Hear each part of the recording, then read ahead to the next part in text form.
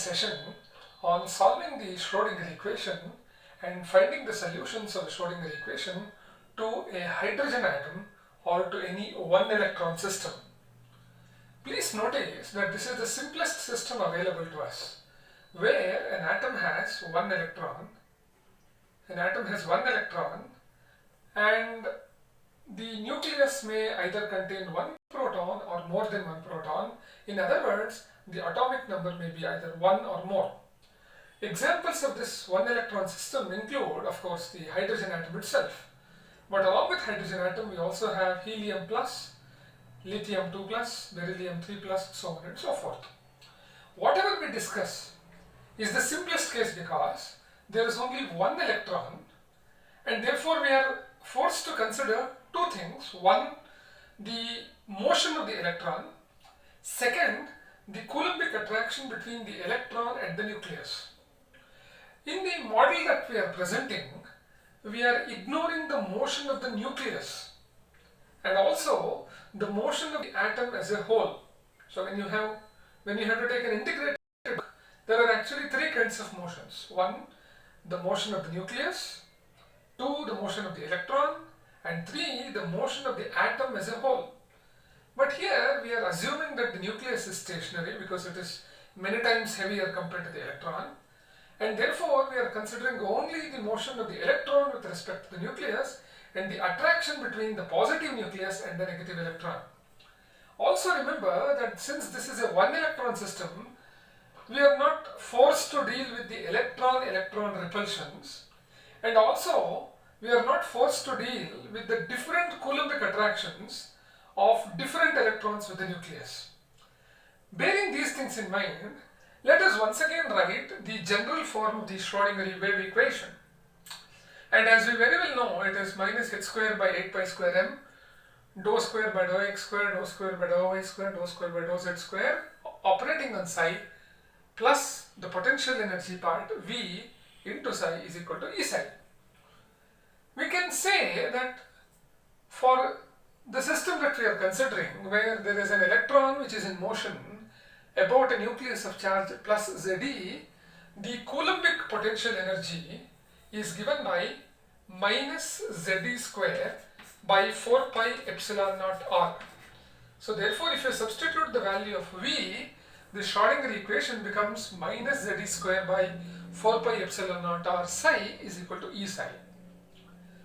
Since the electron is describing a motion in 3 dimensions, and since the description of this motion depends on angle, it is much more beneficial to convert the Cartesian coordinates into the spherical polar coordinates which we have considered in the last session. So therefore, the spherical polar coordinates, as you know, are r, theta and phi. And we also know the relationship between x, y, z and r, theta, phi.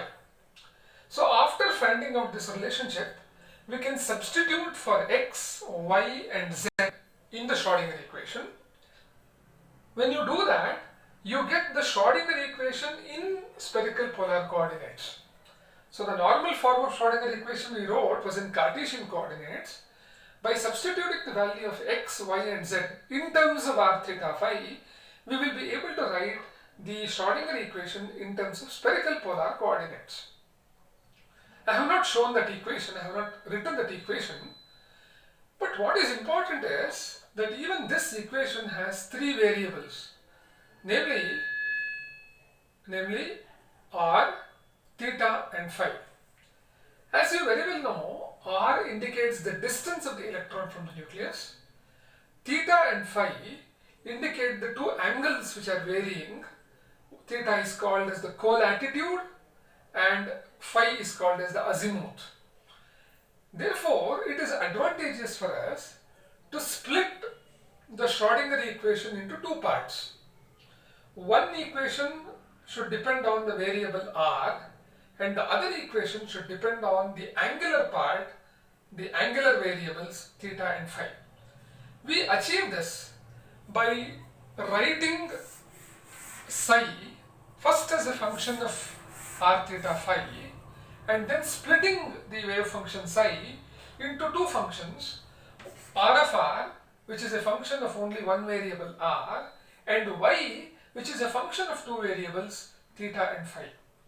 So therefore, in this wave Schrodinger equation, wherever psi appears, you will be substituting with r and y and then do the differentiation, so that the Schrodinger equation, which was one equation, now splits into two equations.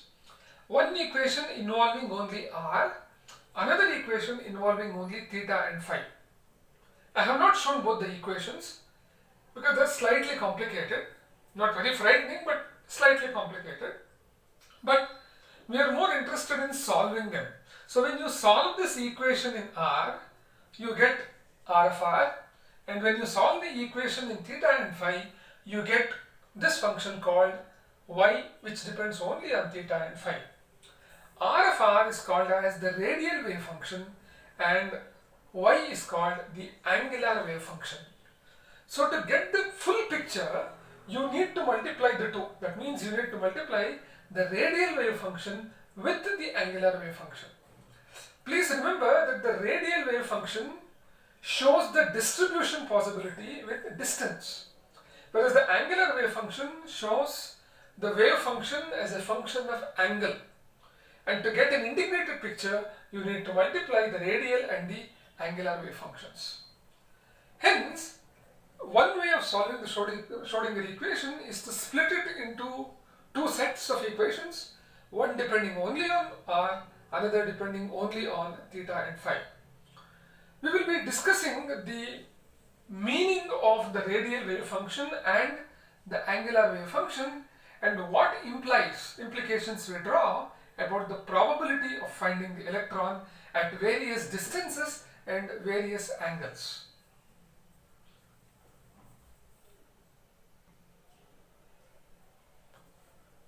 Now, on solving the Schrodinger equation, we get the energy of the electron as minus mz square e to the power of 4 by 8 epsilon naught square n square h square.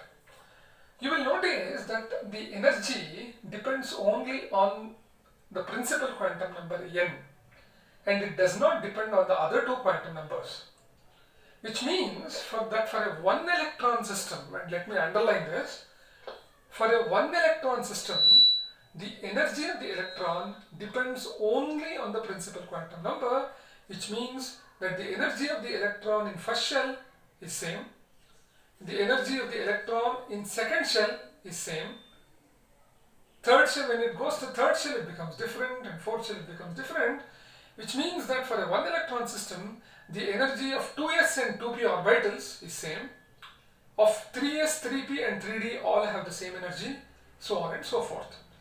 This picture changes when we consider a multi-electron system. But for the time being, we are sticking to a one electron system, and we have written the eigenvalues or the energy values given by this equation.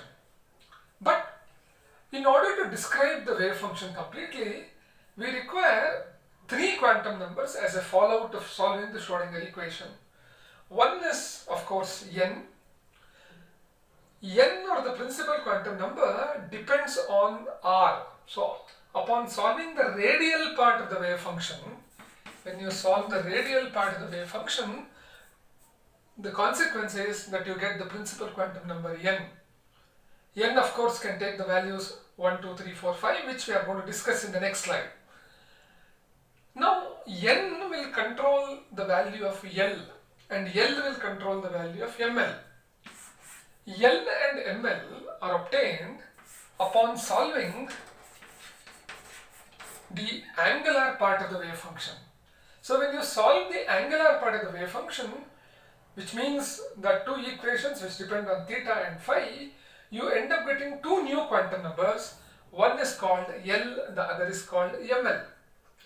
L determines the angular momentum of the electron in a given orbital, and the magnitude of this angular momentum is given by square root of L into L plus 1 into h by 2 pi. So therefore, this quantum number called azimuthal quantum number, because it's controlled by the angle phi, azimuthal quantum number controls the magnitude of the angular momentum. Okay. However, this angular momentum can have different z components, and these different z components are in turn controlled by the magnetic quantum number ml, and the z components are controlled by the factor ml into h by 2 pi. We are going to now discuss in some detail the interrelationship between L, N, L and ML by probably taking one single example, N equal to 2. I will also try to show you in this example how the value of ML depends on L and the value of L depends on N, and how ML simply shows the quantized values of the z component of angular momenta.